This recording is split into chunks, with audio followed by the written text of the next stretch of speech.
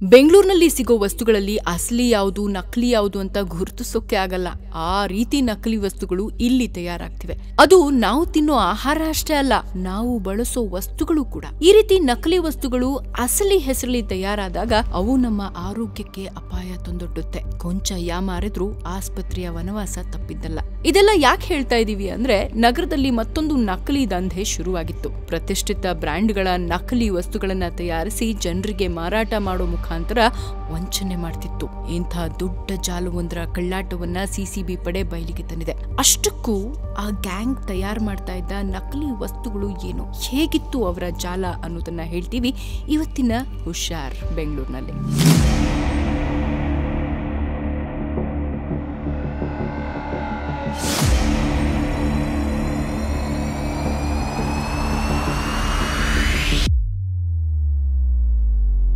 ನೀವು ನೋಡ್ತಾ ಇರೋ ಈ ಐಟಮ್ಗಳೆಲ್ಲ ಯಾವುದೋ ಕಂಪನಿಗೆ ಸೇರಿದ್ದು ಅನ್ಕೋತಿದ್ದೀರಾ?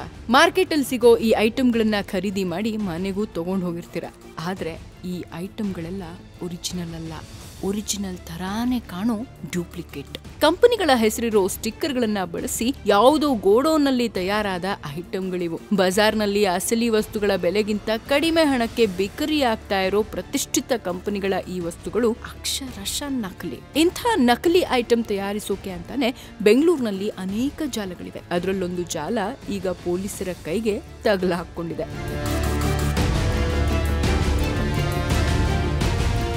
ದಿನನಿತ್ಯ ಜನರು ಬಳಸೋ ವಸ್ತುಗಳನ್ನೇ ಟಾರ್ಗೆಟ್ ಮಾಡಿಕೊಂಡ ಗ್ಯಾಂಗ್ ಒಂದು ಕಳೆದ ಕೆಲ ವರ್ಷಗಳಿಂದ ಬೆಂಗಳೂರಿನಲ್ಲಿ ಬೀಡು ಬಿಟ್ಟಿತ್ತು.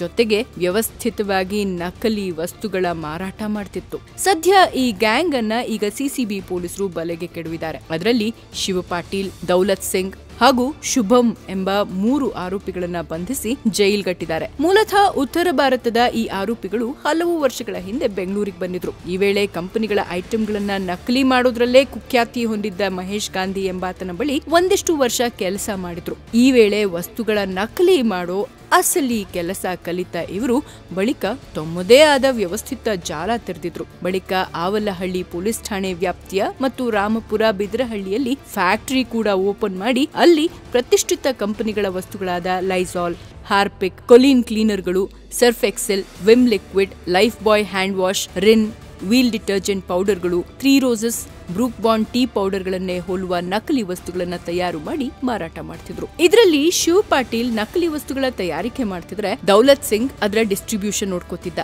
ಹೀಗೆ 5 ವರ್ಷದಿಂದ ನಕಲಿ ಅಸಲಿ ಆಟ ಆಡ್ತಾ ಇದ್ದ ಇವರ ಬಗ್ಗೆ ಕಂಪನಿಗಳಿಗೆ ಮಾಹಿತಿ ದೊರೆತಿದೆ. ಬಳಿಕ ಹಿಂದೂಸ್ತಾನ್ ಯೂನಿಲಿವರ್ ಲಿಮಿಟೆಡ್ ಹಾಗೂ ರಿಕೆಟ್ ಬೆಂಕಿಸರ್ ಇಂಡಿಯಾ ಲಿಮಿಟೆಡ್ ಕಂಪನಿಗಳ ಅಧಿಕೃತ ಪ್ರತಿನಿಧಿ ಸಿಸಿಬಿಗೆ ದೂರು ನೀಡಿದ್ರು. ಈ ದೂರಿನ ನಂತರ ಬೇಟೆಗಿಳಿದ ಸಿಸಿಬಿ ಪೊಲೀಸರು ನಕಲಿ ಜಾಲವನ್ನ ಭೇದಿಸಿದ್ದಾರೆ. ಸದ್ಯ ನಕಲಿ ವಸ್ತುಗಳನ್ನ ತಯಾರು ಮಾಡ್ತಾ ಇದ್ದ ಫ್ಯಾಕ್ಟರಿಯಲ್ಲಿ 95 ಲಕ್ಷ ರೂಪಾಯಿ ಮೌಲ್ಯದ ಮೆಷಿನ್ಗಳು ಸೇರಿದಂತೆ ನಕಲಿ ಐಟಂಗಳನ್ನ ಪೊಲೀಸರು ಜಪ್ತಿ ಮಾಡಿದ್ದಾರೆ. ಈ ಮೂಲಕ ಬೆಂಗಳೂರಿನಲ್ಲಿ ಮತ್ತೊಂದು ನಕಲಿ ವಸ್ತುಗಳನ್ನ ತಯಾರು ಮಾಡ್ತಾ ಇದ್ದ ಜಾಲವನ್ನ ಪೊಲೀಸರು ಭೇದಿಸಿ ಜನರ ಆರೋಗ್ಯವನ್ನ ಕಾಪಾಡಿದ್ದಾರೆ. ಬೆಂಗಳೂರಂತ ನಗರದಲ್ಲಿ ನಕಲಿ ಅಸಲಿ ಆಟ ಕಾಮನ್ ಆಗ್ಬಿಟ್ಟಿದೆ. ದುಡ್ಡು ಮಾಡೋದಕ್ಕೆ ಕಿಲಾಡಿ ಜನ ನಾನಾ ದಾರಿ ಹುಡುಕೋತಿದ್ದಾರೆ. ಆದ್ರೆ ನಕಲಿ ವಸ್ತುಗಳಿಂದ ತೊಂದರೆ ಅನುಭವಿಸೋದು ನಾವು ಜನಸಾಮಾನ್ಯರು. ಇಂಥ ಜಾಲಗಳು ರಾಜಧಾನಿಯಲ್ಲಿ ಇನ್ನೂ ಎದುರು ಇರಬಹುದು. ಆದ್ರೆ ನಕಲಿ ವಸ್ತುಗಳ ವಿಚಾರದಲ್ಲಿ ನಾವು ಹುಷಾರಾಗಿರ್ಬೇಕು. Life is full of surprise ಗುರು. ಅದಕ್ಕೆ ನಾನು ಹೇಳ್ತಾ ಇರೋದು ಹುಷಾರ್ ಬೆಂಗಳೂರು. ನಾನು ನಿಮ್ಮ ಶೀತಲ್ ಶೆಟ್ಟಿ.